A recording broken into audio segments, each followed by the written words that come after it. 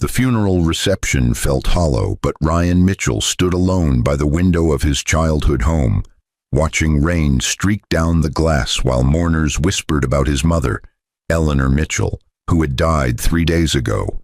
A woman everyone knew as a modest librarian, but whose locked office upstairs contained secrets worth $90 billion in real estate assets, spanning 47 countries. His wife of 6 years, Victoria, hadn't shed a single tear during the service, but Ryan noticed how her hand kept finding its way to his best friend Derek's arm, their fingers intertwining when they thought no one was watching. The lawyer, Mr. Pemberton, had requested Ryan stay after everyone left for urgent matters regarding your mother's estate, but Victoria announced she was filing for divorce that very afternoon, moving out to marry Derek within the month, completely unaware that the modest 2-bedroom house she was so eager to abandon sat on property documents that would make Ryan the controller of a hidden empire that included the very building where she worked, the luxury complex where Derek lived, and 372 other prime properties that powerful people would kill to possess. When Derek actually laughed, at Ryan during the reading of what he assumed was a worthless will, calling him a pathetic mama's boy who inherited nothing but dust and old books, Victoria joined in, but neither of them saw Mr. Pemberton's face go pale as he opened the sealed envelope marked, "For my son's eyes only." What would Derek's laughter sound like when he discovered his penthouse lease was owned by the man whose life he'd destroyed? What would Victoria feel when she realized the promotion she'd been promised required approval from a board her ex-husband now controlled? And what would both of them do when Ryan decided whether to show mercy or unleash the full weight of an inheritance they'd mocked him for receiving? Ryan Mitchell had always believed his mother lived a small life, but the truth waiting in Mr. Pemberton's briefcase would shatter that illusion, like glass hitting concrete. The funeral had ended an hour ago, but the house still smelled of lilies and regret. Eleanor Mitchell's body had been laid to rest beside Ryan's father, Thomas, who died when Ryan was 7, a loss that had shaped every moment of the 33 years that followed. Ryan stood in the living room of the modest Cape Cod house in suburban Massachusetts, watching the last mourners filter out into the gray October afternoon. His mother had worked as a librarian at Westfield Public Library for 42 years, but the turnout had been surprisingly small for someone who touched so many lives through books and quiet kindness. Victoria stood across the room, her black dress elegant but impersonal, checking her phone every few minutes with barely concealed impatience. Her auburn hair was pulled back in a severe bun, but her makeup was flawless, more appropriate for a business meeting than a funeral. They'd been married for 6 years, but in the past 18 months, something fundamental had shifted. She worked late constantly, her tech company position consuming her nights and weekends, but Ryan had tried to be understanding, supportive, the kind of husband who didn't complain when dinner went cold or when she came home smelling of expensive cologne that wasn't his. Derek Morrison stood beside Victoria, his hand resting on the small of her back in a gesture that seemed far too familiar, too proprietary. Derek had been Ryan's best friend since college, Boston University, class of 2014, where they'd bonded over late-night philosophy discussions and dreams of changing the world. Derek had gone into finance while Ryan had followed his mother's footsteps into library science, a choice Derek had mocked gently but consistently for over a decade. Derek wore his success like armor, the Rolex that caught the light, the custom-tailored suit that probably cost more than Ryan's monthly salary, the confident smirk that suggested he'd won at life, while Ryan had settled for participation. Ryan. Mr. Pemberton's voice cut through his thoughts. The elderly lawyer stood in the doorway to the kitchen, his silver hair immaculate, His navy suit pressed to sharp lines, but his face carried an expression Ryan couldn't quite read, something between sympathy and anticipation. "We need to speak privately. It's about your mother's estate." Victoria's head snapped up from her phone, but her interest seemed clinical rather than emotional. "I should be there for this," she said, moving toward Ryan for the first time that day. "We're still married. Community property applies to inheritances in Massachusetts." "Actually," Mr. Pemberton said carefully, "it doesn't." And Mrs. Mitchell was quite specific about privacy. Ryan only. Derek laughed, a sound that had once been familiar and warm but now struck Ryan as sharp, cruel. "Don't worry, Pemberton, there's probably nothing to inherit anyway. Eleanor was a librarian, for God's sake. What did she leave him? A collection of overdue book finds."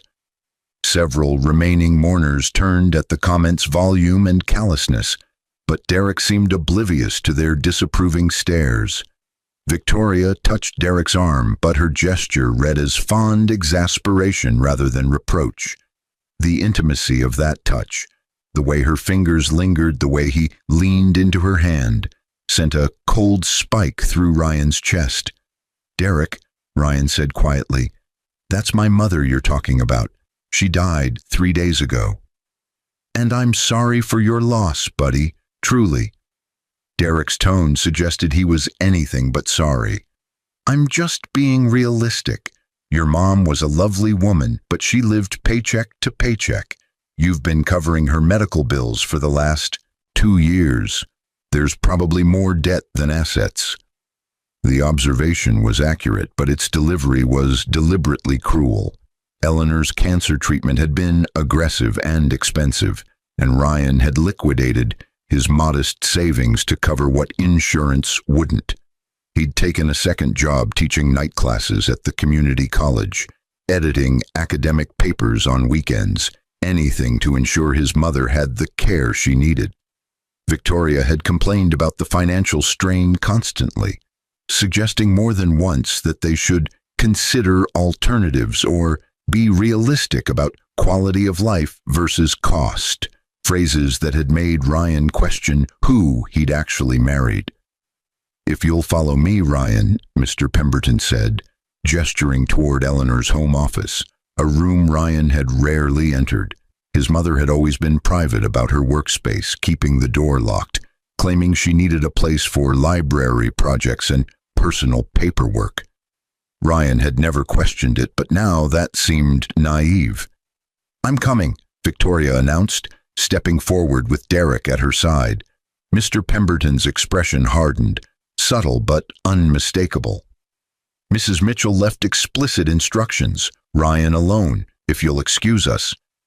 He opened the office door, and Ryan followed him inside, but not before seeing Victoria's face flush with anger and Derek's smirk deepen with what looked like satisfaction. The door closed with a decisive click, and Mr. Pemberton turned the lock. The office was exactly as Ryan remembered. Floor-to-ceiling bookshelves, an antique oak desk positioned before a window overlooking the backyard, filing cabinets that looked like they'd survived several decades. But Mr. Pemberton walked past all of it to a section of bookshelf Ryan had always assumed was fixed. The lawyer pressed something Ryan couldn't see, and the entire section swung inward like a door, revealing a climate-controlled room Ryan had never known existed. "Your mother," Mr. Pemberton said softly, "was not who you thought she was." The hidden room was small but sophisticated, but its contents made Ryan's world tilt sideways. Multiple monitors lined one wall, all dark now, but their presence suggested recent use. Filing cabinets with biometric locks stood against another wall. A safe, large and serious, occupied the corner. But what drew Ryan's attention was the wall of photographs. Eleanor Mitchell standing beside presidents, tech moguls, foreign dignitaries, real estate developers whose names everyone recognized. His mother, always dressed impeccably in these photos, but never in the modest cardigan and slacks combinations Ryan associated with her library work. "Sit down, Ryan," Mr. Pemberton said gently, gesturing to one of two leather chairs positioned before the desk. "This will take some time." Ryan sat, but his legs felt disconnected from his body, his mind struggling to process what he was seeing. "I don't understand. Who are these people?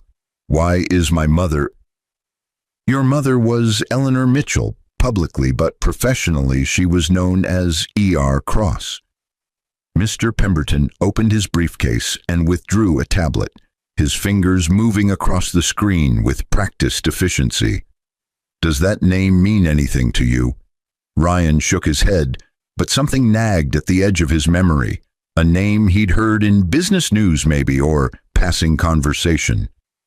"E.R. Cross Holdings," Mr. Pemberton continued, "is one of the most successful private real estate investment companies in the world. Your mother founded it 41 years ago with money she inherited from her father, your grandfather, Robert Cross, whom you never met because he died before you were born. She built it into an empire through strategic investments, impeccable timing, and an almost supernatural ability to identify properties that would appreciate exponentially."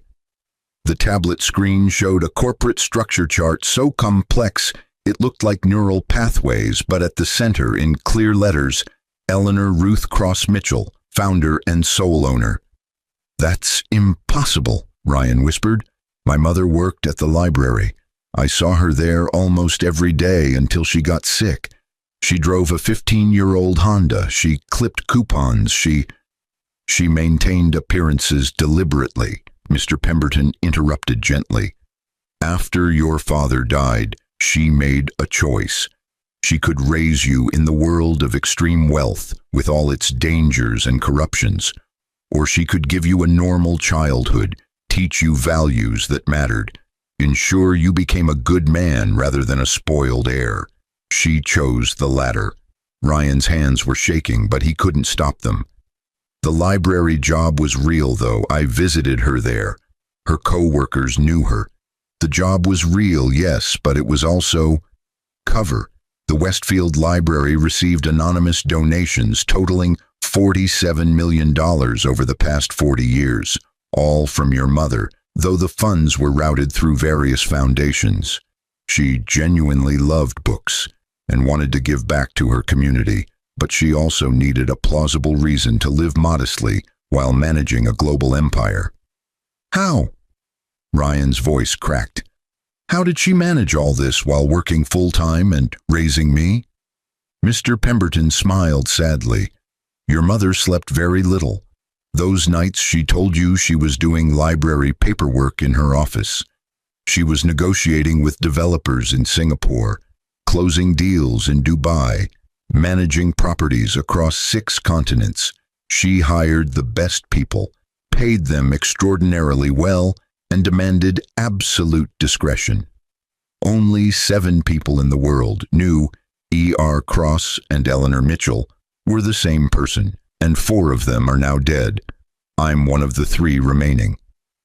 The tablet screen changed, showing property after property. Luxury high-rises in Manhattan, office complexes in Los Angeles, shopping centers in Tokyo, apartment buildings in London, resorts in the Maldives. The list scrolled and scrolled, hundreds of properties, each one marked with acquisition date, current value, and appreciation percentage. The numbers were staggering, but they felt abstract, unreal. "The total current valuation," Mr. Pemberton said quietly, "is $90,300 million, and as of your mother's death, you are the sole beneficiary." The room tilted, but Ryan gripped the armrests of his chair, forcing himself to breathe. 90 billion. 300 million, yes, but who's counting? Mr. Pemberton's attempt at levity fell flat in the charged atmosphere. Your mother's will is ironclad. The entire estate transfers to you, along with controlling interest in E.R. Cross Holdings. The management team she built will continue operations, but all major decisions require your approval. You are now, quite literally, one of the wealthiest individuals on the planet. Ryan stood abruptly, needing to move, needing to think. He walked to the wall of photographs, studying his mother's face in each one. She looked powerful in these images, but also tired, carrying a weight he'd never recognized because she'd hidden it so carefully. Why didn't she tell me? Why keep this secret until she died? She left you a letter. Mr. Pemberton produced an envelope, cream-colored and heavy, sealed with red wax embossed with the initials ERC. She wanted you to read it before we discussed specifics. Ryan took the envelope with trembling hands, but he couldn't open it yet. Does anyone else know? Victoria, Derek, anyone at the funeral? No one. Your mother was extraordinarily careful about maintaining separation between her public and private lives. The funeral arrangements, the death certificate, everything listed her as a librarian who died of cancer with minimal assets. The will reading I've scheduled for tomorrow morning at my office was described to your wife as a formality regarding the house and personal effects. She has no idea what's actually in the estate. The mention of Victoria sent Ryan's thoughts spinning in a new direction, but Mr. Pemberton wasn't finished. There's something else you need to know, something your mother discovered shortly before she died. The lawyer's expression darkened, and Ryan felt his stomach drop even before the words came. Your wife, Victoria, and your friend, Derek Morrison. They've been having an affair for 18 months. Your mother hired a private investigator after noticing suspicious behavior at a charity event 8 months ago.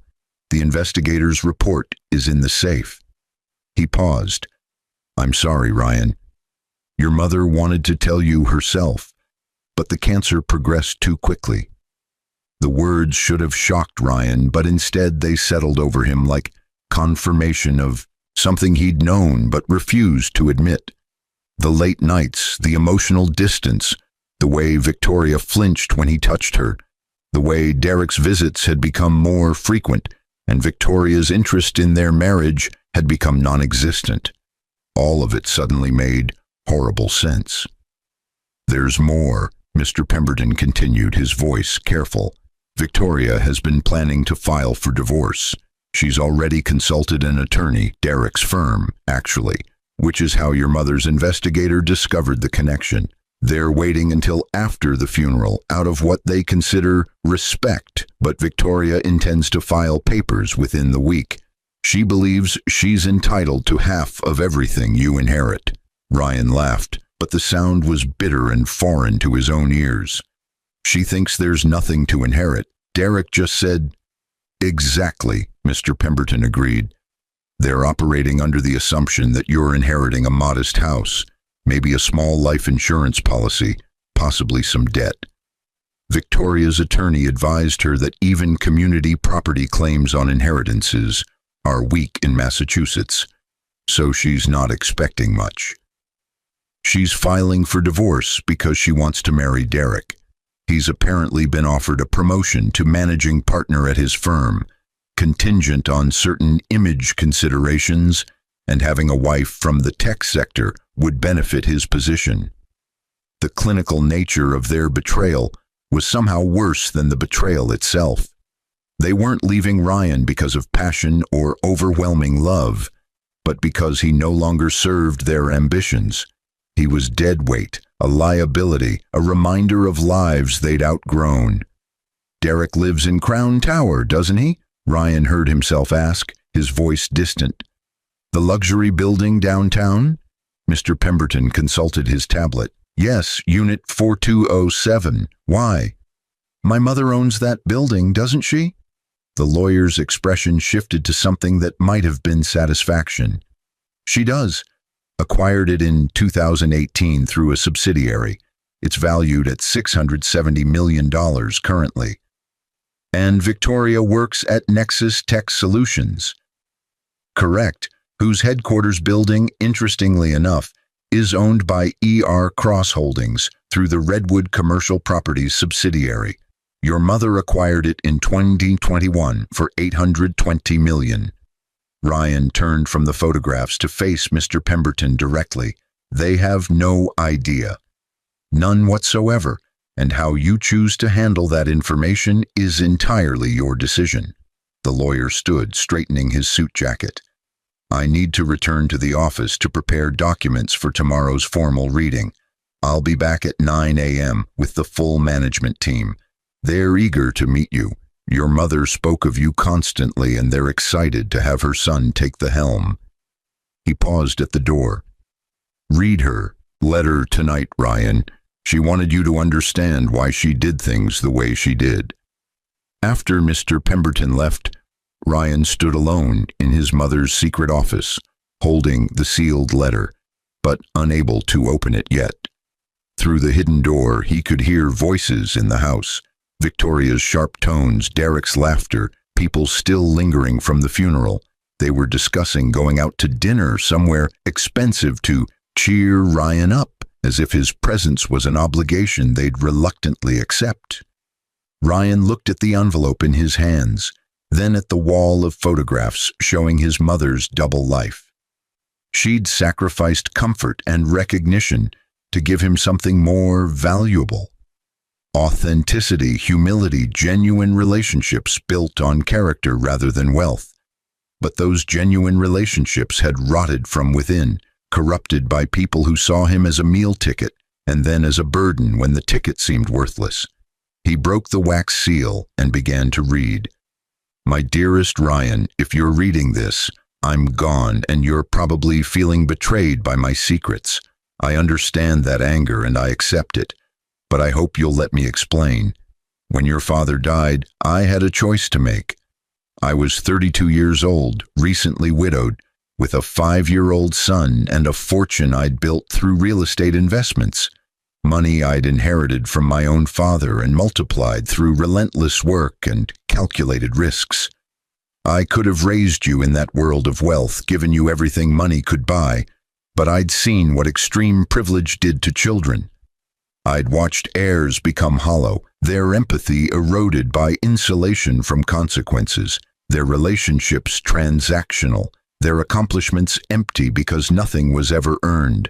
I wanted better for you, but I also wanted you safe. Extreme wealth attracts extreme danger, kidnapping, extortion, people who view a child as a ransom opportunity rather than a person. So I created 2 lives, Eleanor Mitchell, modest librarian and widow, who raised you with library books and home-cooked meals and thrift store clothes, and E.R. Cross, commercial real estate investor who built an empire in the shadows while you slept.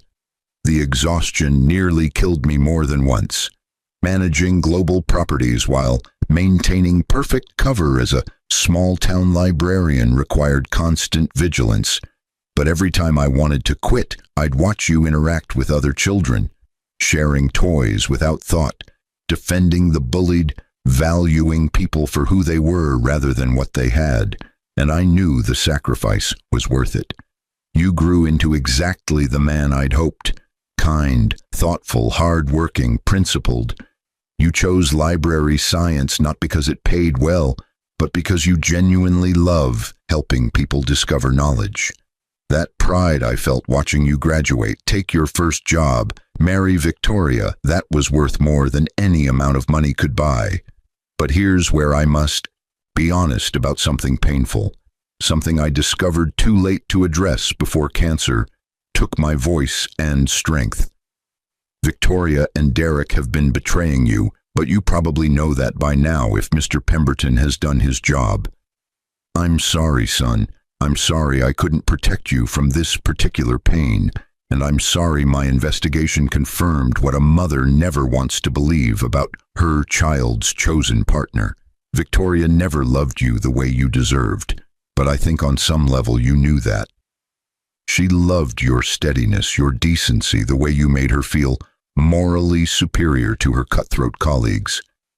But when her career accelerated and your income stayed modest, she began viewing you as a limitation rather than a partner. Derek offered her something you couldn't. Social climbing, financial aggression, the ruthless ambition she'd always admired but felt guilty admiring in herself. Together, they represent everything I raised you not to become, but also everything our culture rewards. I won't tell you how to respond to their betrayal. That's your choice, your journey, but I will tell you this. True power isn't about revenge or domination. True power is about choosing your response to those who wrong you, about deciding what kind of person you'll be when you have every resource to be cruel, but every reason to be wise. The $90 billion I'm leaving you isn't just money. It's responsibility, legacy, opportunity. You can use it to destroy those who hurt you, or you can use it to build something meaningful. You can hide behind it like armor, or you can wield it like a tool for good. You can become the kind of person wealth usually creates, entitled, isolated, paranoid, or you can remain the kind of person you've always been while expanding your capacity to help others. I vote for the latter, but again, it's your choice. The management team I've built is excellent. Trust them, but verify everything. The properties themselves are diverse enough to weather most economic storms, but real estate requires constant attention and strategic vision. Mr. Pemberton will guide you through the legal complexities, and he has my complete trust, which I give to very few people. About Victoria and Derek, they will discover the truth eventually. How they discover it, when they discover it, and what you do with that moment of revelation, that's entirely your decision. But remember that revenge, however satisfying initially, often leaves the avenger emptier than before. Justice is different from revenge. Justice acknowledges wrongs and imposes consequences, but it does so from principle rather than spite. Whatever you choose it deliberately, not reactively. I'm proud of you, Ryan. I'm proud of the man you became despite, or perhaps because of, the limitations I imposed. I'm proud of your kindness in a cruel world, your integrity in a culture that mocks it, your genuine care for others. When transactional relationships are the norm, those qualities make you rare, valuable, and yes, powerful, in ways that transcend wealth. Use this inheritance wisely. Help people who can't help themselves. Build things that matter. Find love with someone who sees your worth beyond bank balances. And when you think of me, don't think of the secrets I kept, but of the love that motivated every choice I made, right or wrong. I loved you more than real estate empires or financial success or anything else this world offers. But death comes for us all, and the only immortality we achieve is through the people we love and the values we instill in them. You are my immortality, Ryan. Make me proud by being happy, purposeful, and true to yourself. All my love forever and always. Mom. Ryan read the letter 3 times, but tears blurred the words by the second reading. He sat in his mother's chair, his chair now, and felt the weight of $90 billion settle on his shoulders like responsibility incarnate. His mother had given him 2 gifts, extraordinary wealth and ordinary character. The question was whether he could hold both without letting one corrupt the other. Outside the office door, he heard Victoria's voice rise in irritation. He's been in there for over an hour. How long does it take to go through a dead woman's desk? We have dinner reservations. Derek's response was lower, but Ryan caught the words, "Let him grieve," delivered with performative sympathy that felt calculated for the remaining guests' benefit. Ryan stood, tucked his mother's letter into his jacket pocket, and opened the door to face his betrayers, but not yet reveal what he knew. Victoria looked up as Ryan emerged from the office, her expression mixing impatience with what she probably thought passed for concern. "Finally, is everything okay? Did the lawyer just want to go through her papers?" Ryan studied his wife, soon-to-be ex-wife, with new eyes, seeing details he'd overlooked before. The expensive watch that was definitely not a gift from him. The designer bag that cost more than his monthly salary. the subtle highlights in her hair that required maintenance at a salon he couldn't afford. Derek had been subsidizing her lifestyle for months, maybe longer, but Ryan had been too trusting or too blind to notice. "Everything's fine," Ryan said quietly. "Just some paperwork about the house, insurance policies, that kind of thing. Nothing urgent." Derek draped his arm around Victoria's shoulders in a gesture that made Ryan's jaw tighten, but he forced himself to remain calm. "See, babe, I told you it would be routine. Eleanor was organized from what you've said, Ryan. She probably had everything labeled and filed." "She did," Ryan agreed, thinking about the hidden room, the secret empire, the double life his mother had maintained, with meticulous precision. She was very organized. The remaining funeral guests had filtered out during his time in the office, but the caterers were packing up and the house felt cavernous, empty. Victoria checked her watch, the expensive one, and sighed with theatrical impatience. "Derek made reservations at Luciano's for 7. We thought you might want to get out of the house, take your mind off things." Luciano's was the new Italian restaurant downtown, notoriously expensive with a months-long waiting list. Ryan couldn't afford it on his salary, but apparently Derek could.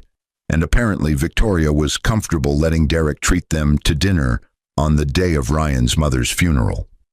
The presumption was breathtaking, but Ryan found himself curious about how far they'd push it. "That's thoughtful," Ryan said, meaning the opposite. "But I'm not really hungry. You two go ahead." Victoria's relief was palpable, barely concealed behind a mask of concern. "Are you sure? We don't want you to be alone tonight." "I'm sure. I need to go through Mom's things, start thinking about arrangements for the house." Ryan gestured vaguely at the living room, the furniture that held memories but no monetary value in their eyes. "It'll take time." "Well, if you need help sorting anything," Derek offered with false generosity, "I can come by this weekend. Might be good to have a friend around." A friend. The word tasted like poison, but Ryan smiled. Thanks, Derek, I'll let you know." They left together, Victoria's hand finding Derek's as soon as they thought they were out of Ryan's sightline. Through the window, Ryan watched them walk to Derek's BMW, the latest model, sleek and expensive, and drive away without looking back. The house fell silent except for the caterers finishing cleanup in the kitchen. Ryan returned to his mother's office, but this time he opened the safe using the combination Mr. Pemberton had provided. Inside, he found the private investigator's report, and reading it was like watching his marriage dissolve in clinical detail. Photographs of Victoria and Derek at hotels, credit card statements showing Derek paying for Victoria's purchases, text messages retrieved through means Ryan didn't want to examine too closely, messages discussing Ryan with contempt and mockery, Victoria calling him boring and stuck in the past, Derek referring to him as dead weight and your charity case husband, plans to divorce Ryan after the funeral, to wait until the inheritance situation was resolved so Victoria could claim community property rights if there was anything valuable, then proceed with ending the marriage and beginning their real life together. But what struck Ryan most wasn't the affair itself, painful as that was, but the casual cruelty in their private communications. They didn't just not love him, they actively disdained him. His kindness was weakness. His dedication to library work was lack of ambition. His care for his dying mother was emotional immaturity. Everything he'd thought were strengths, they'd reframed as failures. Ryan closed the report and returned it to the safe, then spent the evening reading through property portfolios on his mother's computer system. Mr. Pemberton had left him passwords and access codes, and as Ryan navigated through spreadsheets and asset listings, the scope of his inheritance became increasingly real. Crown Tower, where Derek lived in smug luxury, generated $47 million in annual revenue from residential and commercial leases. The building had a waiting list for units, and Derek's penthouse cost $12,000 monthly, a figure that made Ryan wince even knowing Derek could afford it through his partner track position at Morrison & Hale, LLP. Nexus Tech Solutions headquarters, where Victoria worked as a senior product manager, was a newer acquisition, but it anchored a downtown development that included 3 additional office buildings, a hotel, and a retail complex. The entire development was valued at $2.3 billion, and ER Cross Holdings owned it all through a web of subsidiary companies that obscured the ultimate ownership. But beyond Derek and Victoria's immediate world, the empire extended globally. Hotels in Paris, office complexes in Dubai, shopping centers in Toronto, apartment buildings in Sydney, resort properties in Bali, each one managed by local teams, each one generating revenue, each one appreciating in value. His mother had built something extraordinary, but she'd done it while clipping coupons and driving a Honda and working at the library because she'd valued her son's character development over personal comfort. Ryan thought about revenge. How easy it would be to evict Derek, to fire Victoria, to destroy them financially and socially with a few strategic moves. The temptation was real, visceral, but his mother's letter echoed in his mind. True power is about choosing your response to those who wrong you. He wouldn't act immediately, Ryan decided. He'd wait for Victoria to file divorce papers. He'd wait for them to make their move, secure in their assumption that he was exactly what they'd decided he was, a nice guy who'd inherited nothing but a modest house and some debt. He'd let them underestimate him one last time, but not because he was weak or afraid, because timing mattered and because the kind of person he chose to be in this moment would define the kind of person he'd become with $90 billion at his disposal. Ryan slept in his childhood bedroom that night, but dreams of his mother mixed with images of Victoria and Derek laughing at Luciano's, toasting their future with expensive wine. Ryan's inheritance had unknowingly funded through the building lease where the restaurant operated. Tomorrow, Mr. Pemberton would return with the management team. Tomorrow, Ryan would officially become one of the wealthiest people on earth. But tonight, he was still just a son, mourning his mother and a husband facing the end of his marriage. And somehow that felt important, to sit with the pain, to feel it fully, before power and money transformed everything into something else entirely. Mr. Pemberton arrived at precisely 9 a.m. with 5 other people, but the transformation in the lawyer's demeanor was striking. Yesterday, he'd been respectfully professional. Today, he radiated an authority that suggested he was accustomed to managing billions and the people who owned them. "Ryan," he said warmly, entering the house with confidence that came from years of trusted service, "may I introduce you to your mother's executive team?" The introductions were surreal, but each person treated Ryan with a deference that felt strange and uncomfortable. Marcus Thompson, Chief Investment Officer, who'd worked with Eleanor for 23 years and managed the fund that decided which properties to acquire. Jennifer Zhao, Chief Financial Officer, who'd been Eleanor's roommate at Harvard Business School before joining ER Cross Holdings at its inception. David O'Brien, Chief Legal Counsel, who handled the complex international regulations governing property ownership across 6 continents. Patricia Washington, Chief Operating Officer, who managed the day-to-day operations of 372 properties and the thousands of employees who maintained them. And finally, Raymond Kim, Chief Technology Officer, who'd built the proprietary software systems that tracked everything from lease agreements to maintenance schedules to market trends. They gathered in the living room, but the space felt wrong for such a significant meeting, too domestic, too ordinary. Ryan offered coffee, which everyone accepted politely, and then Mr. Pemberton began the formal will reading. The language was dense and legal, but the substance was clear. Eleanor Ruth Cross Mitchell left her entire estate, including 100% ownership of ER Cross Holdings and all subsidiary companies, to her son, Ryan Thomas Mitchell, to be managed as he saw fit with the guidance and support of the existing executive team. Your mother left very specific instructions, Mr. Pemberton explained, after finishing the formal document. She wanted you to have complete control, but she also wanted you to have time to learn the business before making major decisions. The executive team has authority to continue current operations for 6 months, during which time you'll receive intensive education about real estate investment, property management, and the specific assets in the portfolio.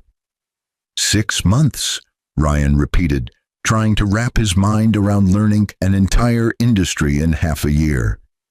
Jennifer Zhao leaned forward, her expression kind but direct. Your mother talked about you constantly, Ryan. She was so proud of your work in libraries, your dedication to education and literacy. She believed those values, helping people access knowledge, creating opportunities for learning, should inform how we manage this company going forward. She paused. She also believed you had more natural business instinct than you realized, but that you'd chosen a different path because it aligned with your principles. She respected that deeply. Ryan felt emotion rising in his throat, but he forced it down. I appreciate that, but I'm not sure I'm qualified to run a $90 billion company. I've never taken a business class. I don't know anything about commercial real estate or international property management or... Your mother didn't either at first, Marcus Thompson interrupted gently. She inherited $2 million from your grandfather and turned it into this through 40 years of calculated risks, constant learning, and surrounding herself with people smarter than her in specific areas. She wasn't a genius. She was persistent, strategic, and willing to admit what she didn't know. Those qualities matter more than an MBA. Also, David O'Brien added with a slight smile, you're not running the company day to day. We are. You're the owner and ultimate decision maker, which means you set vision and values and strategic direction, but you're not processing lease agreements or negotiating with contractors or managing property repairs. Your role is bigger picture. The concept helped, but Ryan still felt overwhelmed. What happens immediately? What do I need to do today, this week? Mr. Pemberton produced a tablet and began outlining steps. Meetings with financial advisors, transfers of accounts and assets, legal filings to officially transfer ownership, security arrangements because apparently billionaires needed security, media strategy because apparently his wealth would eventually become public knowledge, and tax planning because apparently $90 billion came with extremely complex tax implications. The list was exhausting just hearing it, but Ryan nodded, trying to absorb information that felt like it was coming too fast. Then Patricia Washington said something that snapped his attention back. We'll also need to address the situation with your wife and Derek Morrison. The room went quiet, but everyone was looking at Ryan with expressions that suggested they all knew. Of course they knew. His mother had known, had hired investigators, had documented everything. These people were trusted advisors who would have been briefed on personal situations that might affect the business transition. I'm handling that personally, Ryan said quietly, his voice carrying a firmness that surprised him. Patricia nodded but continued carefully. I ask because Crown Tower and the Nexus Tech Complex are significant assets, and both Derek Morrison and Victoria Mitchell have connections to those properties. If you're planning to make changes that might affect operations or tenants, we need to coordinate to ensure we're not creating legal exposure or operational disruptions. Ryan appreciated the professionalism, but also recognized the implicit question. Are you going to use your power to destroy them? And if so, how can we minimize business risk while you do? I'm not making any property decisions based on personal relationships, Ryan said, which was technically true. If changes happen, they'll be for legitimate business reasons. That was less true, but it bought him time to think. The meeting continued for 3 hours, covering everything from immediate financial transfers to long-term strategic planning to the schedule for Ryan's intensive business education. By the time the executive team left, Ryan's head was spinning with information. But one thing was crystal clear. His life had changed irrevocably, and there was no going back to the comfortable ignorance of yesterday. That afternoon, Victoria called. "Hey, can we talk? I'm coming by the house around 6. Her tone was carefully casual, but Ryan heard the tension underneath. This was it, the divorce conversation, timed to occur after the funeral was decently passed, before any inheritance had been formally processed, when she still believed there was nothing to inherit anyway. "Sure," Ryan said, keeping his voice neutral. "I'll be here." He spent the intervening hours reading through more of his mother's records, but also reflecting on his marriage. When had it actually died? Was there a specific moment, or had it been a slow deterioration they'd both ignored? Victoria had never been effusive with affection, but Ryan had interpreted that as independence rather than indifference. She'd been ambitious, driven, focused on career advancement, but Ryan had supported that, had taken on more household responsibilities to free her time for work. He'd thought they were a team with different roles, but apparently she'd thought they were mismatched people stuck together by inertia and early poor judgment. Victoria arrived at exactly 6 p.m., but she wasn't alone.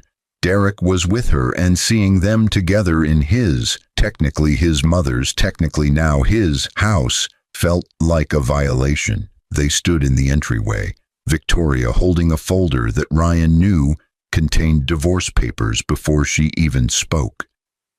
"Ryan, we need to talk about our marriage," Victoria began, her voice taking on the patient, slightly condescending tone she used when explaining tech concepts to her less sophisticated colleagues. "I think we both know things haven't been working for a while." Derek stood slightly behind her, his hand on her back in that possessive gesture Ryan had noticed at the funeral. But now Derek's expression carried something that looked like pity mixed with superiority, the look of a man who'd won without even trying. Ryan said nothing, just waited, curious to see how they'd frame this. "I've been doing a lot of thinking," Victoria continued, "about what I want from life, about my career trajectory, about the kind of partnership I need to achieve my goals.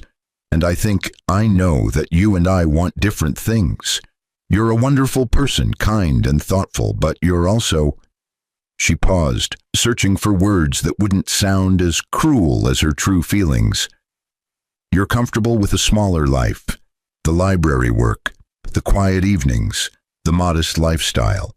That's not wrong, but it's not what I need anymore." "What do you need?" Ryan asked quietly, genuinely curious how she'd articulate it.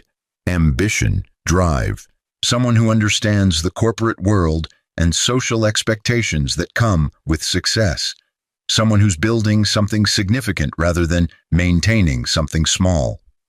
She glanced at Derek, who squeezed her shoulder encouragingly. "Derek understands that world. We've become close over the past year, and I've realized that what we have, what Derek and I have, is the partnership I need." "How long?" Ryan asked, though he knew the answer from the investigator's report. Victoria had the grace to look uncomfortable. "Does it matter? The point is that staying married would be unfair to both of us. You deserve someone who appreciates your choices, and I deserve someone who shares my ambitions." Derek finally spoke, his tone carrying false sympathy that made Ryan's hands clench. "Ryan, man, this is hard for everyone, but Victoria and we didn't plan this. It just happened. Sometimes people connect in ways that are undeniable, and fighting it would be dishonest to everyone involved." 18 months, Ryan said flatly, watching Derek's expression shift to surprise. You've been sleeping together for 18 months. You didn't plan it, but you've been actively pursuing it for over a year while living in my house, eating food I bought, accepting my support while my mother was dying." Victoria's face flushed, but she recovered quickly. "You had me followed?" "My mother did," Ryan replied, the truth feeling powerful in his mouth. "She noticed things I was too trusting to see. She documented everything before she died. So let's skip the 'it just happened' narrative and be honest. You decided I wasn't successful enough for your reimagined life. Derek offered an upgrade, and you've been planning this divorce for months." The silence stretched taut, but then Derek laughed. Actually laughed, the sound sharp and cruel and eerily similar to his laugh at the funeral. "Okay, fine. Yes, Victoria and I are together. Yes, we've been planning to end your marriage so we can start ours. You want brutal honesty? Here it is. You're a nice guy, Ryan, but you're also boring. You're stuck in a dead-end career helping people check out books while the world passes. You buy. Victoria needs someone who's going places, and I'm making partner at one of the city's top law firms. We're in the same league. You're playing a different game entirely." Ryan felt something cold and hard crystallize in his chest, but he kept his voice calm. "And the inheritance? Is that a factor in your timing?" Victoria had the decency to look uncomfortable, but she lifted her chin defensively. "Your mother was a librarian who died of cancer after expensive treatment. There's probably nothing left but this house and maybe some debt. I'm not entitled to much in terms of community property, and honestly, I don't want it. I want a clean break. Sign the papers, we'll sell the house and split proceeds, and we both move on." "Victoria's being generous," Derek added, his tone suggesting Ryan should be grateful. "She could drag this out, fight for more, but she just wants it over quickly. We both do. So sign the papers tonight and we can file tomorrow. Quick, clean, minimal drama." Ryan looked at the divorce papers Victoria was holding, then at the two people who'd betrayed him with such casual cruelty. His mother's letter echoed in his mind. "True power is about choosing your response to those who wrong you." "No," Ryan said simply. Victoria blinked. "No. I'm not signing tonight. You want a divorce? Fine. File your papers, start the legal process. But I'm not making it quick or convenient for you. You've been lying to me for 18 months. You can wait a few weeks for your freedom." Derek's expression darkened. "Don't be petty, Ryan. This is happening whether you cooperate or not." "Then it happens without my cooperation," Ryan replied evenly. "File your papers, Victoria, but do it properly through attorneys, through the system. I'm not giving you the satisfaction of a same-day signature that lets you pretend this was mutual or amicable." Victoria's face twisted with frustration, but she tucked the folder under her arm. "Fine. You want to be difficult? My attorney will file tomorrow. Hope you enjoy what little you inherited, because when this is over, you'll be alone in an empty house with nothing but your books and your dead mother's memory." They left together, but Derek paused at the door, turning back with a smirk. "For what it's worth, Ryan, you should probably start looking for a new place. This house is worth maybe $400,000 in this market. After splitting proceeds and paying off your mom's medical debts, you'll have enough for a one-bedroom apartment somewhere cheaper. Might be time to grow up and face reality." Ryan closed the door on Derek's laughter and Victoria's retreating footsteps, but he didn't feel angry or hurt. He felt clear, purposeful, ready. Tomorrow, Victoria would file for divorce. Tomorrow, Derek would go to work believing he'd won. Tomorrow, they'd both continue living their lives in buildings Ryan owned, working in offices Ryan controlled, secure in their assumptions about his powerlessness. But tomorrow was also when Ryan would officially take control of ER Cross Holdings, when accounts would transfer and ownership would formalize, when the modest librarian's son would become one of the wealthiest people on earth. And what happened after that? That depended entirely on what kind of person Ryan chose to be. The 6 months that followed Victoria's divorce filing were among the strangest of Ryan's life, but they transformed him in ways that went far beyond wealth. The divorce proceeded through legal channels, with Victoria's attorney filing paperwork that claimed irreconcilable differences and requested an equitable distribution of marital assets.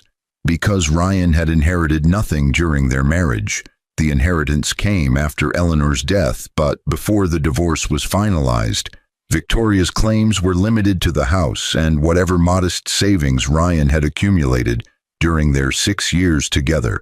Her attorney estimated Ryan's total net worth at approximately $380,000, mostly in home equity, and requested half.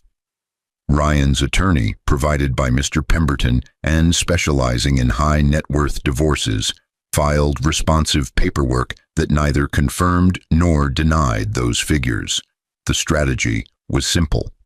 Let Victoria and Derek continue believing Ryan was inheriting nothing significant, while the divorce proceeded normally, then reveal the truth at the most strategically advantageous moment. Meanwhile, Ryan began his intensive education in commercial real estate, international property management, and the specific operations of Cross Holdings. The executive team designed a curriculum that was part MBA, part real-world apprenticeship, and part strategic thinking workshop. Marcus Thompson taught him investment fundamentals, but with a focus on long-term value creation rather than quick profits. Your mother never flipped properties, Marcus explained during one of their weekly sessions. She bought for decades-long holds, weathering market cycles because she understood that prime real estate in major cities only increases in value over time if properly maintained and managed.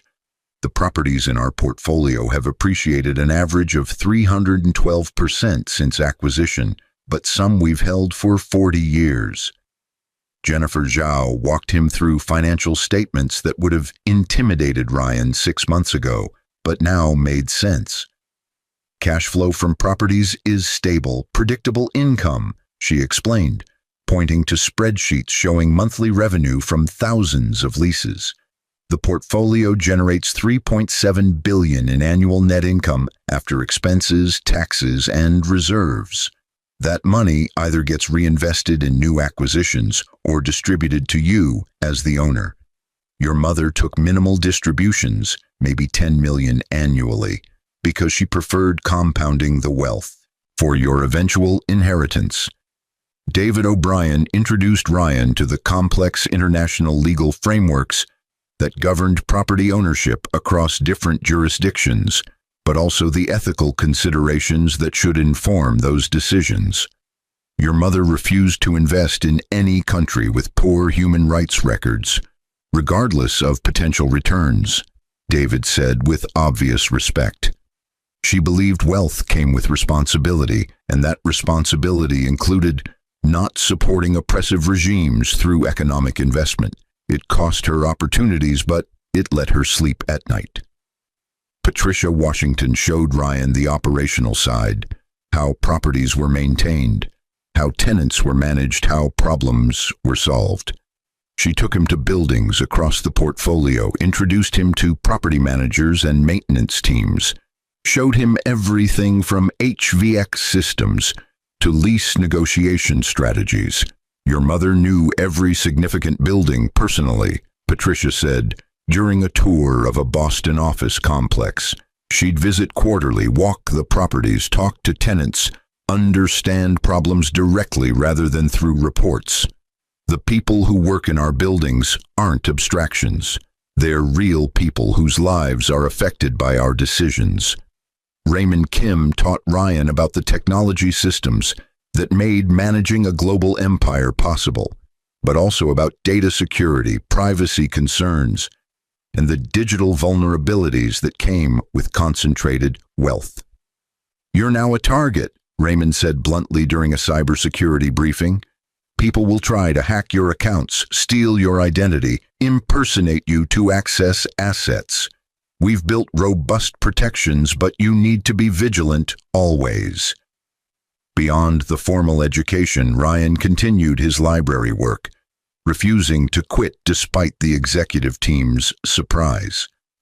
"This is who I am," Ryan explained to Mr. Pemberton when the lawyer questioned the decision. "My mother worked at the library while running this company. If she could balance both, so can I. And honestly, the library work keeps me grounded, reminds me why wealth matters, because most people don't have it and struggle daily with problems money could solve." The divorce proceedings moved slowly through the system, with Victoria growing increasingly frustrated at Ryan's refusal to simply settle and be done. She'd moved in with Derek officially, living in his Crown Tower penthouse, and her social media showed a life of luxury: expensive restaurants, weekend trips to New York, charity galas where Boston's elite gathered to see and be seen. Ryan watched from a distance, learning about the world Victoria and Derek inhabited, a world of social climbing, performative philanthropy, relationships built on utility rather than affection. It was exhausting just observing it, and Ryan found himself grateful his mother had raised him outside that sphere. But Ryan also began making plans, strategic decisions about how to handle the inevitable revelation, because Victoria would eventually discover the truth, either through the divorce proceedings when asset disclosure became mandatory, or through public records as Cross Holdings' ownership change was filed with various regulatory agencies. The question wasn't if she'd find out, but when and how Ryan wanted to control that narrative. "I want to meet with Crown Tower's management," Ryan told Patricia during one of their weekly strategy sessions, 6 months after his mother's death. "Not as the owner, just as an interested party touring the building. Can you arrange that?" Patricia's expression suggested she knew exactly what Ryan was planning, but she simply nodded. "I'll set it up for next week. What about Nexus Tech headquarters?" "Same thing. Anonymous tour, neutral context. I want to see these places through their eyes before they know who I am." The Crown Tower tour happened on a Tuesday afternoon, but Ryan dressed carefully in his usual librarian clothes, khakis, button-down shirt, casual but presentable. The property manager, a competent woman named Susan Chen, gave him the standard tour: luxury amenities, prime location, exclusive resident services, waiting list for units that often stretched years. "Our penthouse units are particularly sought after," Susan explained as they rode the elevator to the 42nd floor. "Floor-to-ceiling windows, wraparound balconies, premium finishes. We have several high-profile residents, including attorneys, tech executives, medical professionals, very successful people who appreciate the lifestyle Crown Tower provides." "What's the monthly cost for a penthouse?" Ryan asked, knowing the answer but curious how it would be presented. "They start at $12,000 monthly, but our premier units go higher depending on square footage and customizations. Our residents consider it worth the investment for the prestige and location." They didn't tour Derek's specific unit, that would have been too obvious, but Ryan saw identical layouts on other floors. The luxury was undeniable, but it also felt hollow, temporary, built on leases and monthly payments that could evaporate if circumstances changed. "We have a waiting list of over 200 people for these units," Susan said with obvious pride. "Many wait years for the opportunity to live here." Ryan thought about the power dynamics inherent in that statement. Susan had no idea she was giving a tour to the person who owned the building, who could change policies, raise rents, or evict tenants for lease violations. That information asymmetry represented power in its purest form: knowledge others lacked, leverage others couldn't match. "What happens if a tenant violates their lease?" Ryan asked, curious about the practical mechanics. "We have very strict lease terms," Susan replied. "Violations result in warnings, and repeated violations can lead to eviction proceedings. But that's rare among our residents. They understand the privilege of living here and typically comply with all terms. What about subletting or unauthorized occupants? Absolutely prohibited, Susan said firmly. Leases are specific about who can occupy units. Unauthorized occupants are grounds for immediate lease termination. We conduct periodic inspections to ensure compliance. Ryan filed that information away, thinking about Victoria living in Derek's penthouse. Was she listed on his lease as an authorized occupant? Or was she there informally, in violation of terms Derek had agreed to when he signed his rental contract? The Nexus Tech headquarters tour happened Friday, but this time Ryan posed as a potential commercial tenant, evaluating office space. The leasing agent, an energetic man named Tom Bradford, showed him available floors, explained lease terms, touted the building's amenities and prime downtown location. "We're home to some of Boston's most innovative companies," Tom said proudly, pointing to the directory showing various tech firms, including Victoria's employer. "Nexus Tech Solutions is our anchor tenant, occupying 5 floors. Great company culture, talented people, exactly the kind of tenant we want to attract." "Do you know if they're expanding?" Ryan asked casually. "I've heard they're growing quickly." "They are, but they're also locked into a long-term lease that restricts expansion within this building. They'd need to negotiate new terms with ownership, which can be complicated with buildings managed by larger real estate firms." Ryan nodded, absorbing the information. Victoria's company was constrained by lease terms, which meant her ability to advance professionally was partly dependent on her employer's physical space options, and those options were controlled by the owner of the building, which was now Ryan. "What's your relationship with the ownership company?" Ryan asked, curious about how much the leasing agent knew. "ER Cross Holdings owns the building, but they're very hands-off with day-to-day operations. They set strategic direction and approve major decisions, but property management handles the direct tenant relationships. It's a good system, professional distance, but reliable ownership." Professional distance. Ryan liked that phrase. It suggested he could make decisions affecting Derek and Victoria without them ever knowing he was behind those decisions, at least not immediately. By the end of 6 months, Ryan felt comfortable with the basics of his inheritance, but more importantly, he'd decided what kind of owner he wanted to be. Not vengeful, but not naive either. Not cruel, but not passive. He would make decisions that were strategically sound and ethically defensible, and if those decisions happened to complicate life for people who'd betrayed him, that was consequence rather than revenge. "I want to call a board meeting," Ryan told the executive team during their monthly check-in. "I have some policy changes I'd like to implement across the portfolio." The 5 executives looked at each other, but Jennifer Zhao spoke for the group. "You're the owner, Ryan. What you want, we'll make happen. What changes are you considering?" Ryan outlined his ideas.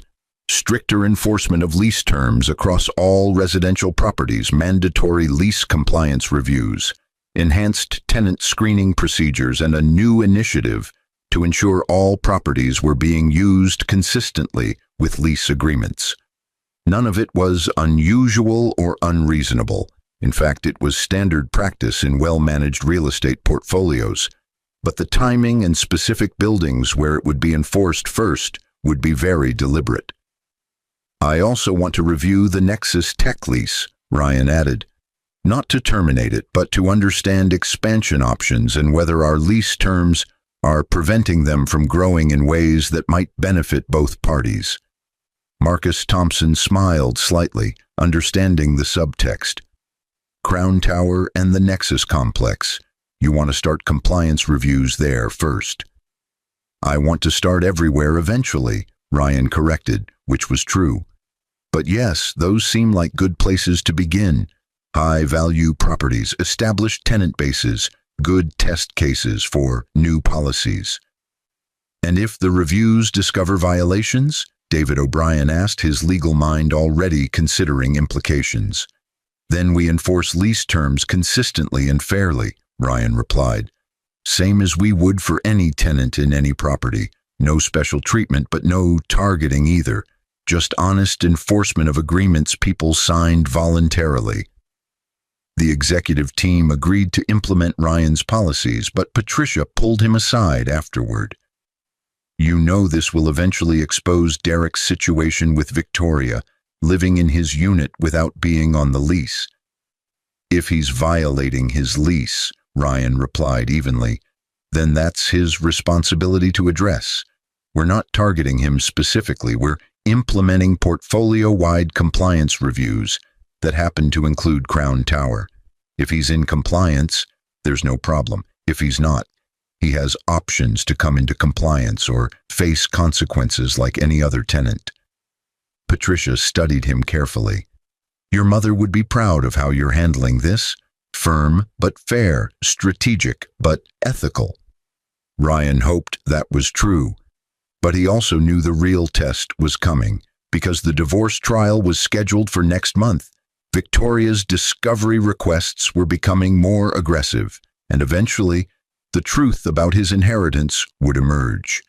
When it did, Victoria and Derek would realize they'd underestimated him catastrophically, and their response would reveal whether they were capable of humility or would double down on the contempt they'd shown from the beginning. The divorce trial began on a cold Tuesday in March, 11 months after Eleanor Mitchell's death, but the real drama started before they even entered the courtroom. Victoria's attorney, a sharp woman named Margaret Reeves from Derek's firm, had filed aggressive discovery motions demanding full disclosure of Ryan's assets, income, and inheritance. Ryan's attorney, Lawrence Chen, had responded with meticulous documentation showing exactly what Ryan had inherited. Complete ownership of ER Cross Holdings, valued at $93 billion as of the most recent appraisal.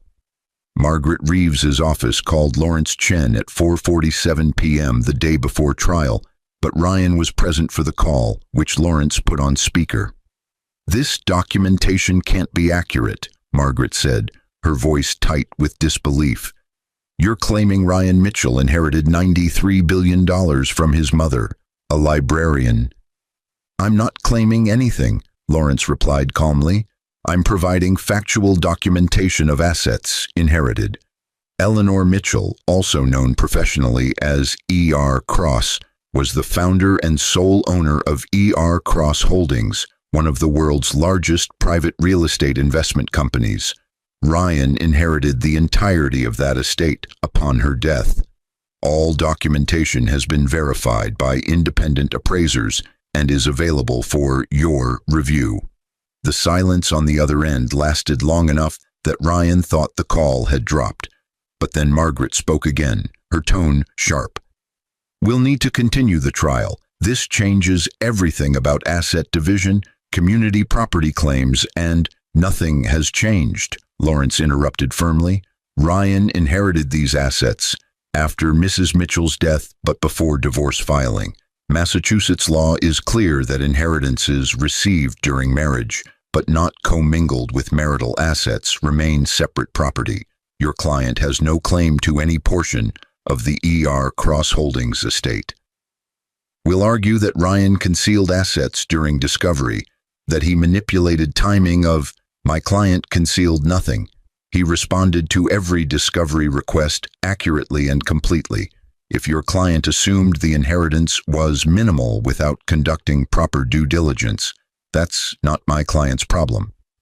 Ryan heard voices in the background of Margaret's call, urgent, angry voices, and then Derek's unmistakable tone. Put me on the phone. Mr. Morrison, Lawrence said before Derek could speak, you're not a party to this divorce. Your participation in this call is inappropriate. Ryan, Derek's voice carried disbelief mixed with something that might have been panic. This is a joke, right? Some kind of negotiation tactic? Your mother was a librarian, for Christ's sake. Where would she get $90 billion? Ryan took control of the call, his voice quiet but firm. My mother built a real estate empire over 40 years, Derek. She chose to live modestly to give me a normal childhood, but she was extraordinarily successful in ways neither you nor Victoria bothered to investigate before deciding I wasn't worth your respect. Crown Tower, Derek said suddenly, his tone shifting to horror. Wait, Crown Tower, the building, you own it? I own the company that owns it, yes, along with 371 other properties globally, including the Nexus Tech headquarters building where Victoria works. Victoria's voice joined the call, shrill with anger. You lied to us. You let us file for divorce thinking you had nothing. I never lied, Ryan replied calmly. You assumed I'd inherited nothing without asking. You filed for divorce because you decided I wasn't successful enough for your ambitions. The size of my inheritance doesn't change the reasons you wanted to end our marriage. It just reveals that your judgment of my worth was spectacularly wrong. This is manipulation, Victoria shouted. You manipulated us into filing so you could, what, humiliate us? Prove some kind of point? I did nothing except let you proceed with your stated wishes, Ryan said. You wanted a divorce. You got one. That my financial situation is different than you assumed doesn't change the fundamental reality that you stopped loving me, if you ever did, long before you knew anything about inheritance. Lawrence Chen took control of the call again. The trial proceeds tomorrow as scheduled. Your client can attempt to argue for claims on the inheritance, but I assure you Massachusetts case law is not on your side. I suggest you counsel your client to accept the settlement terms we proposed. Clean split of premarital assets, no ongoing support obligations, and a quick dissolution. Fighting this will be expensive and unsuccessful. Margaret ended the call without responding, but Ryan could imagine the chaos in her office. Victoria demanding options, Derek calculating financial exposure, both of them realizing they'd destroyed their relationship with Ryan based on assumptions that were catastrophically wrong. That night, Ryan couldn't sleep, but not from anxiety. He felt clear, purposeful, ready for whatever the trial would bring. His phone buzzed constantly with messages, Victoria calling repeatedly, Derek texting apologies that felt opportunistic rather than genuine, even Victoria's parents reaching out with careful inquiries that barely masked their horror at their daughter's mistake. Ryan ignored them all, but he did call Mr. Pemberton. Tomorrow's going to be difficult, Ryan said. Victoria and Derek know now. They'll try everything to claim some portion of the estate. Let them try, Mr. Pemberton replied confidently. The law is clear and your mother was meticulous about documentation. They'll lose, Ryan. The only question is whether they lose gracefully or messily. The trial began at 9 a.m. in Suffolk County Family Court, but the atmosphere was charged in ways typical divorce proceedings rarely achieved. Victoria sat at the plaintiff's table looking devastated, but also calculating like she was already working through strategies to salvage something from this disaster. Derek sat behind her in the gallery, his expensive suit doing nothing to hide his obvious distress. Judge Maria Santos presided, a no-nonsense jurist in her 60s who'd handled thousands of divorce cases and had a reputation for fairness but impatience with manipulation. She reviewed the case file carefully before speaking. This is a dissolution of marriage between Victoria Ann Mitchell and Ryan Thomas Mitchell, married 6 years ago in Cambridge, Massachusetts. Mrs. Mitchell filed for divorce citing irreconcilable differences and seeking equitable distribution of marital assets. However, there appears to be significant dispute about the value of assets involved. She looked at Margaret Reeves. Counselor, you filed a motion yesterday for continuance and to compel additional discovery. Explain. Margaret stood, her professional composure barely intact. Your Honor, we recently discovered that Mr. Mitchell inherited a substantial estate, allegedly worth over $90 billion, from his mother who passed away 13 months ago. We believe this inheritance should be considered in asset division, and we need additional time to conduct proper valuation and forensic accounting. Judge Santos turned to Lawrence Chen. Counselor. Lawrence stood smoothly, his confidence absolute. Your Honor, Massachusetts law is unambiguous. Inheritances received during marriage remain separate property unless commingled with marital assets. Mr. Mitchell inherited E.R. Cross Holdings after his mother's death, which occurred before divorce filing but during the marriage. He has not commingled these inherited assets with marital funds.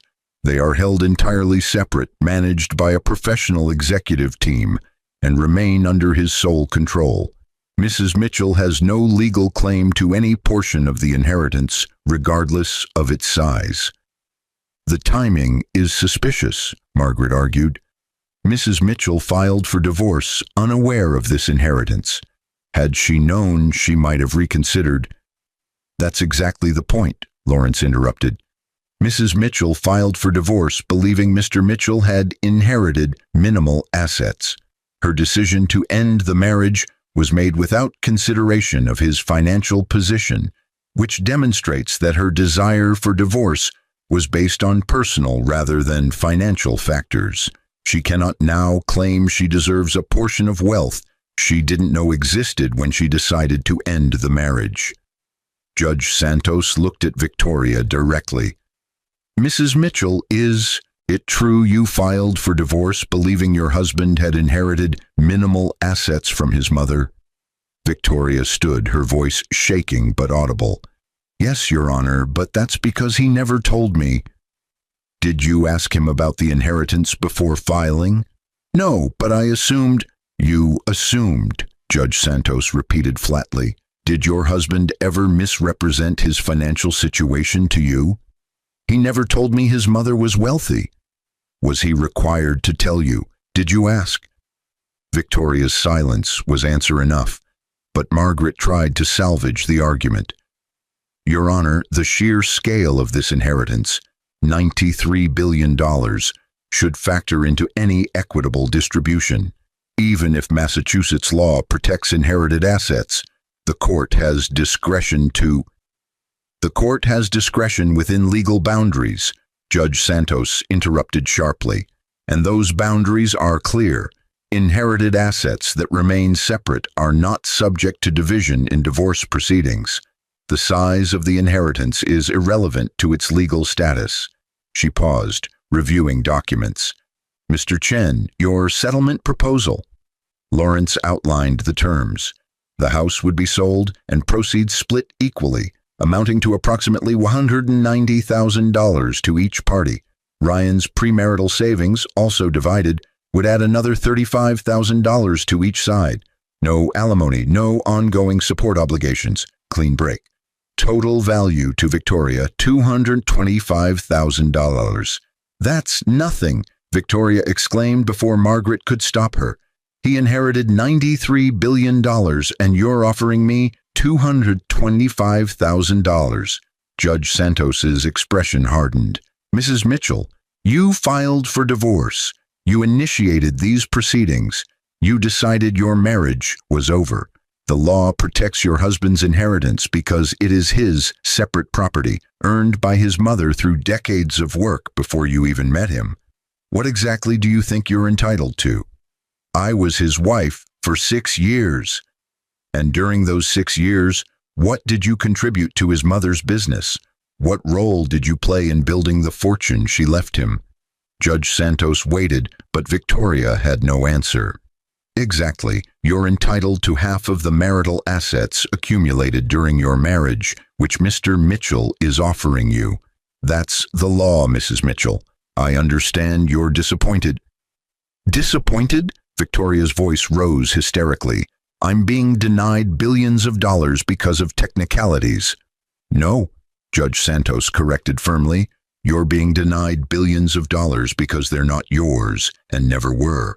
This court will not reward you for filing for divorce. by granting you claims on assets you have no legal right to simply because you regret your decision after learning their value. Margaret tried to redirect. Your Honor, we'd like to request mediation to explore creative settlement, options that might... No, Ryan said, speaking for the first time in court. Everyone turned to look at him, but he stood calmly, addressing the judge directly. Your Honor, I'm not interested in mediation or creative settlements. I'm offering what the law requires and what fairness demands. Half of the assets we built together during our marriage.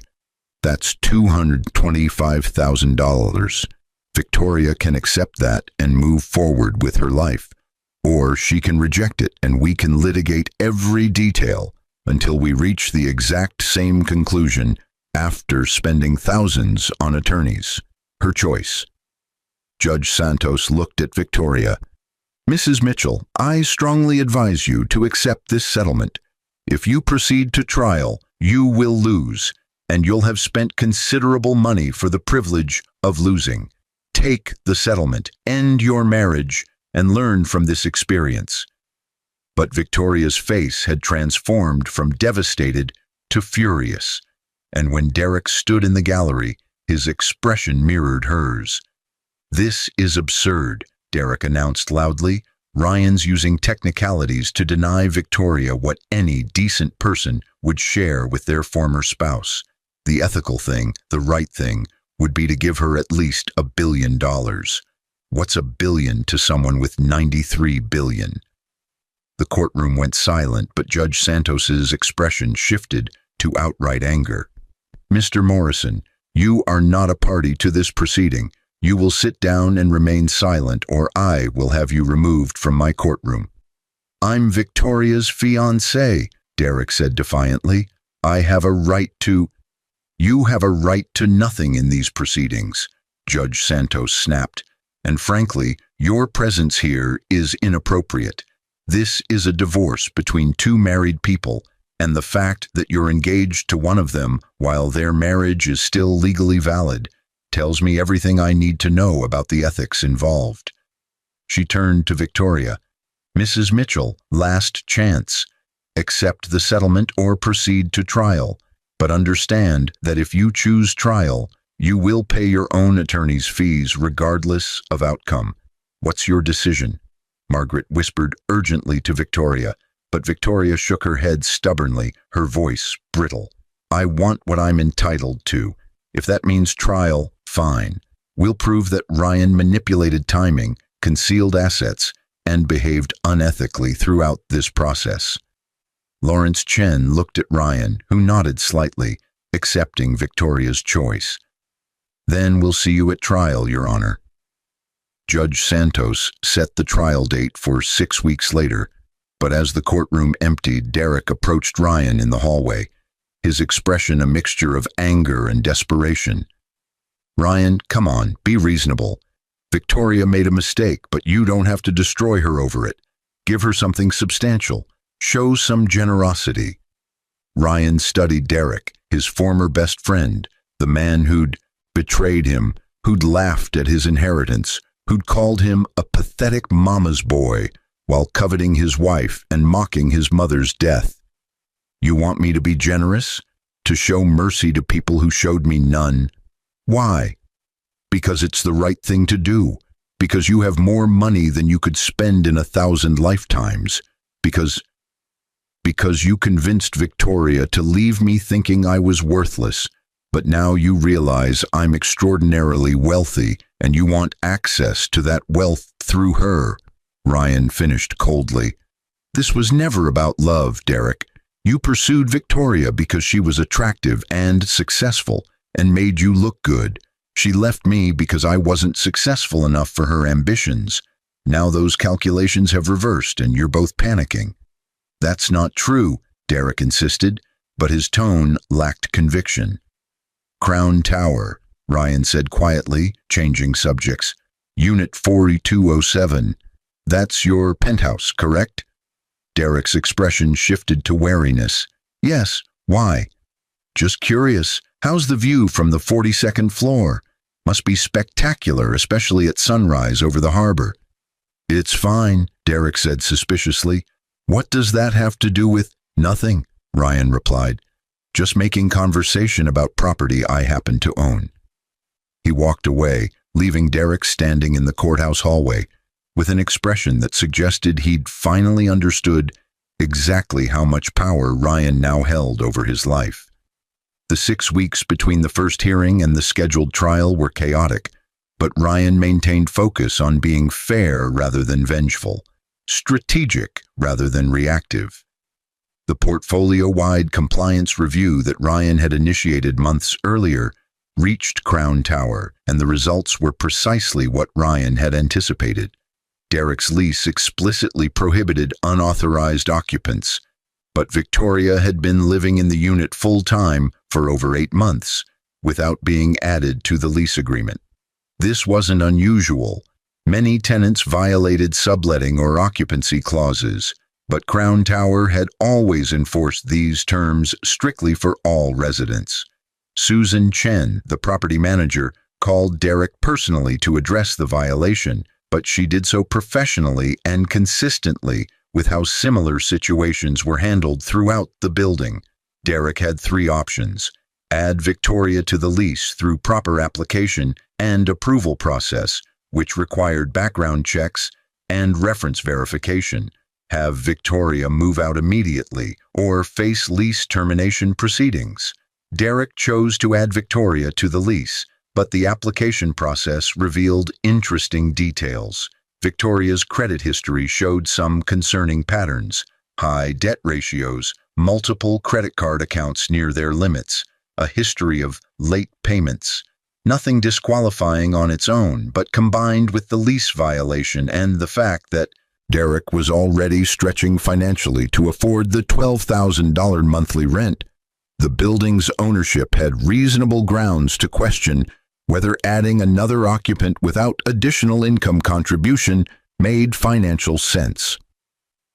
Ryan deliberately stayed removed from the decision-making process, but he ensured Susan had clear authority to enforce policies consistently regardless of tenant identity.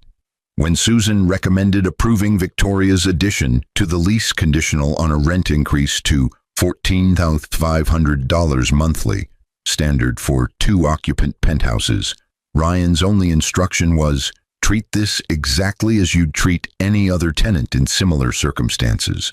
Derek argued, threatened, even had Margaret Reeves send a letter suggesting the rent increase was retaliation for the divorce proceedings. Lawrence Chen responded with documentation showing identical rent increases for every other 2-occupant penthouse in Crown Tower, demonstrating consistent application of policy rather than targeted action.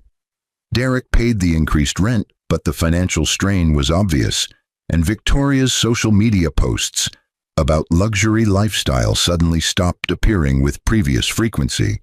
Meanwhile, at the Nexus Tech headquarters, Patricia Washington initiated lease renewal discussions with Victoria's employer. The current lease was expiring in 8 months, and Nexus Tech wanted to expand their footprint in the building, but the terms they'd negotiated 5 years earlier were below current market rates for prime downtown office space. Patricia presented Nexus Tech's management with 2 options: renew at market rates, a 35% increase from current rent, or relocate to comparable space elsewhere in the city, which would cost similar amounts plus moving expenses and business disruption. From a business perspective, renewal made sense, but it required Nexus Tech to significantly increase their real estate budget. The company's CFO, reviewing options, decided to implement cost-cutting measures elsewhere to afford the lease renewal, and one of those measures was restructuring middle management. Victoria's position, senior product manager with substantial salary and benefits, was identified as potentially redundant with other roles, and she was offered a choice: accept a lateral move to a different team with reduced compensation, or take a severance package and seek opportunities elsewhere. Victoria chose the severance, but Ryan knew from reports that her job search was struggling. The tech sector was competitive, her salary expectations were high, and references from Nexus Tech were professionally neutral rather than enthusiastically positive, likely reflecting some performance issues that predated the lease situation but were exacerbated by her distraction during the divorce. Ryan felt no satisfaction watching Derek and Victoria's circumstances deteriorate, but he felt no guilt either. These weren't targeted attacks. They were natural consequences of business decisions made by professional managers following standard practices. Derek had violated his lease terms. Nexus Tech had decided restructuring made financial sense, given market rate rent increases. Victoria's job performance had been adequate but not exceptional, making her position vulnerable during cost-cutting. What Ryan did feel was clarity about the difference between revenge and accountability. Revenge would have been evicting Derek immediately, firing Victoria personally, using his wealth as a weapon to destroy them.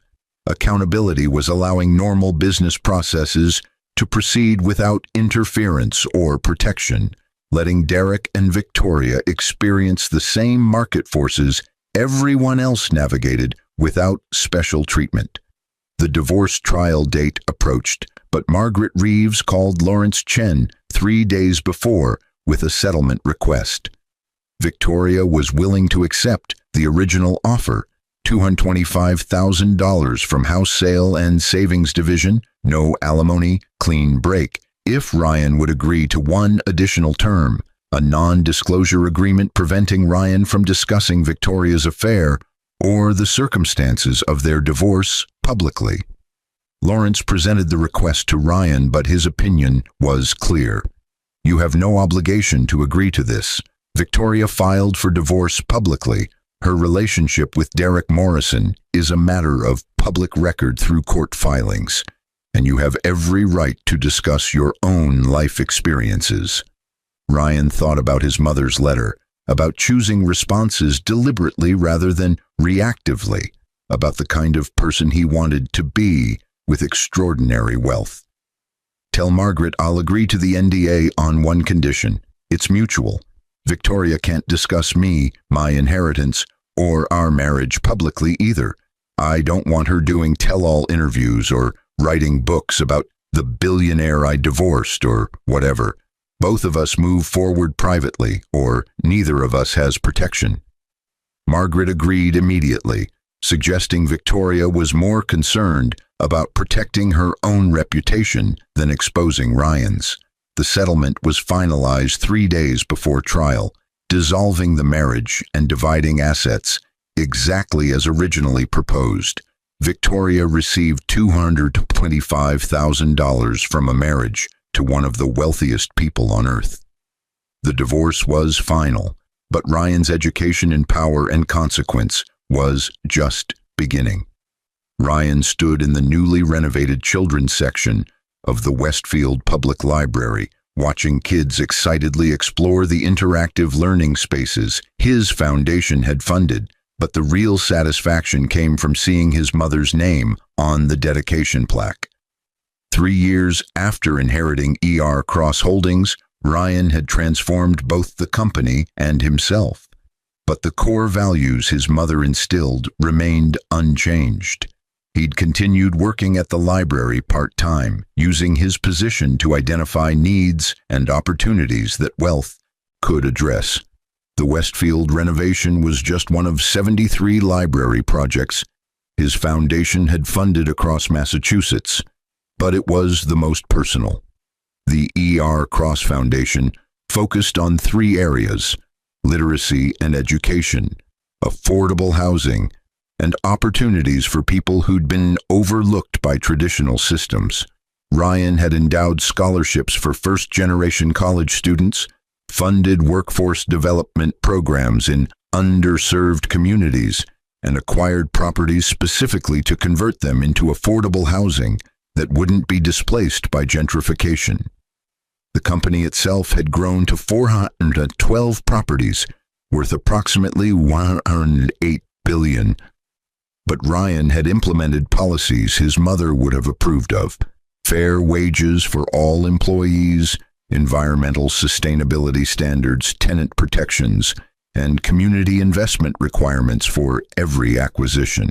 Profits were strong, but profit wasn't the only metric that mattered.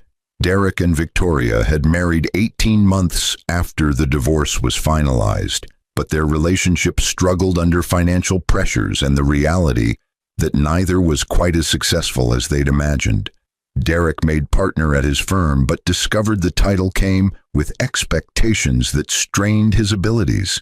Victoria found work at a smaller tech company, but never regained the salary and status she'd had at Nexus Tech. Ryan heard updates occasionally through mutual acquaintances, but he felt no satisfaction in their struggles and no desire for reconciliation. They'd made choices, he'd made different choices. Everyone lived with consequences.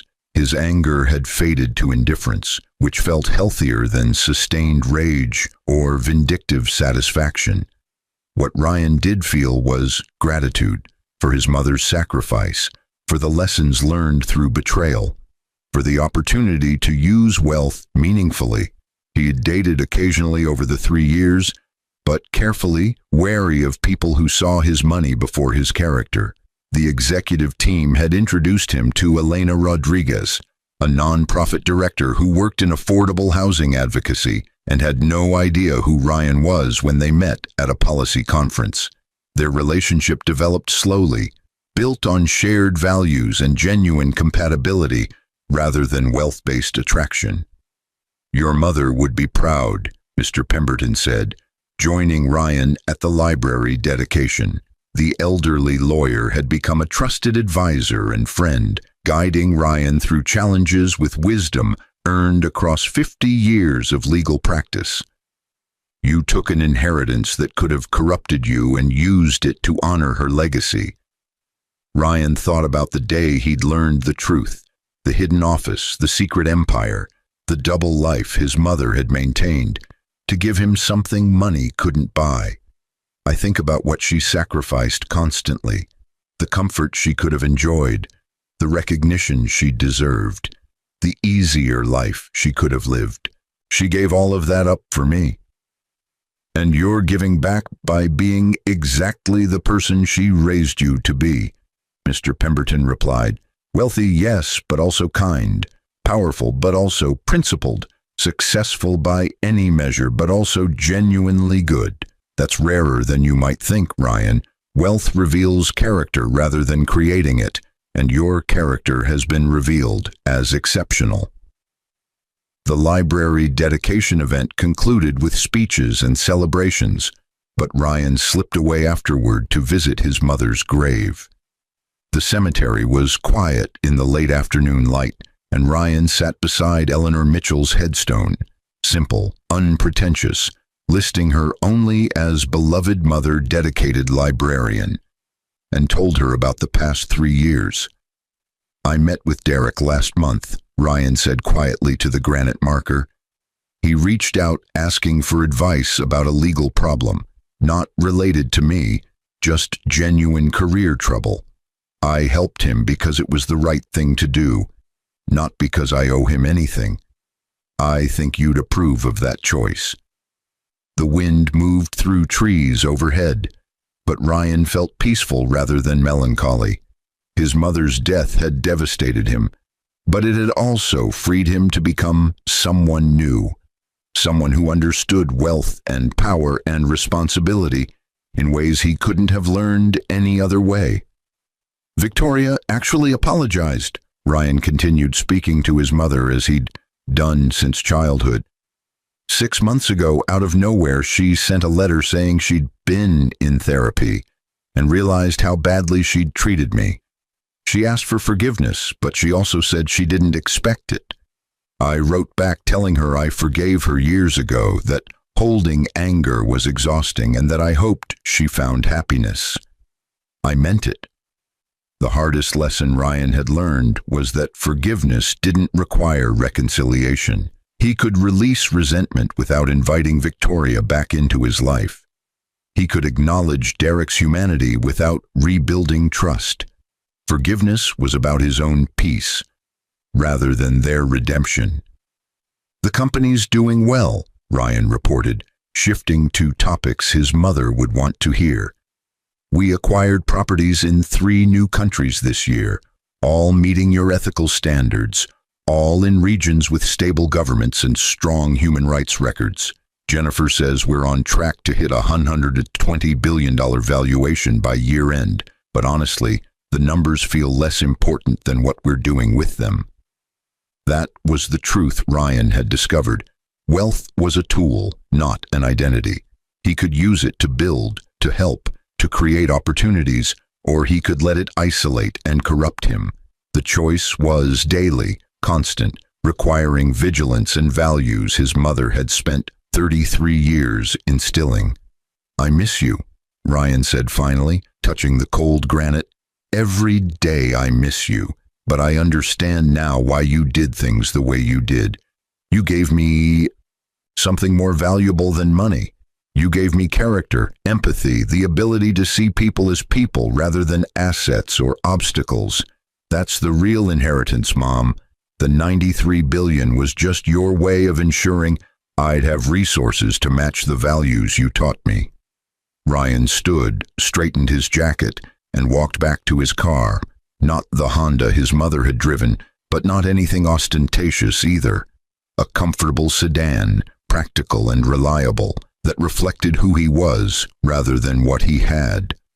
Elena waited in the passenger seat, having given him privacy with his mother, and when he slid behind the wheel, she took his hand silently. They drove back to Boston together, past Crown Tower where Derek and Victoria struggled with rent increases, past the Nexus Tech building where Victoria no longer worked, past properties Ryan owned but that felt less like possessions and more like responsibilities.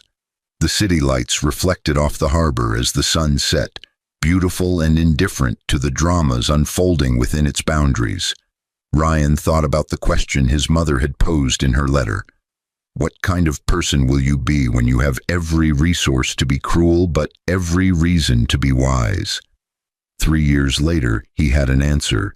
The same person he'd always been, but with expanded capacity to help others, to build meaningful things, to honor his mother's sacrifice by living according to her values. The money hadn't changed him, but it had revealed him, and what it revealed was someone his mother would recognize.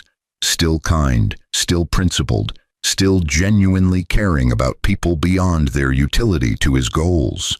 That person walked into boardrooms where millions of dollars were discussed, but also into libraries where children discovered the magic of books.